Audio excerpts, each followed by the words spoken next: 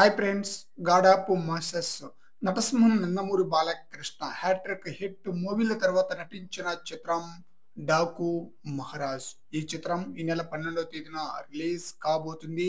డాకు మహారాజ్ మూవీపై నిర్మాత అయిన నాగవంశీ గారు హైప్ విపరీతంగా పెంచేస్తున్నారు అనమాట.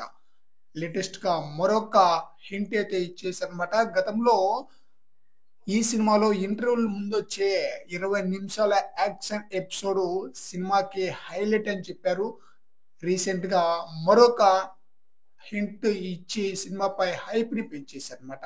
ఆ హింట్ వచ్చేసి సమరసింహారెడ్డి మూవీలో బాలకృష్ణ గొడ్డలి పట్టుకొని విలన్ ఇంటిపై చేసిన దాడి యాక్షన్ సీన్స్, అక్కడ చెప్పే డైలాగ్స్ సమరసింహారెడ్డి మూవీకే హైలైట్ అన్నమాట.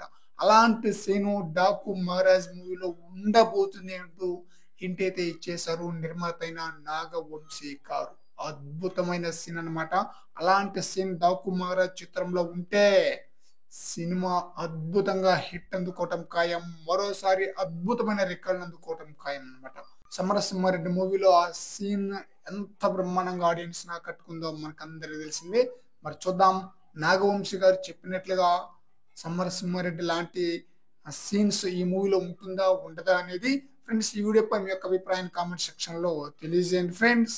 నాగవంశీ గారు చెప్పినట్లుగా అలాంటి సీన్స్ ఈ చిత్రంలో ఉంటే ఆడియన్స్ పూనకాలతో థియేటర్ నుంచి బయటకు వస్తారన్నమాట.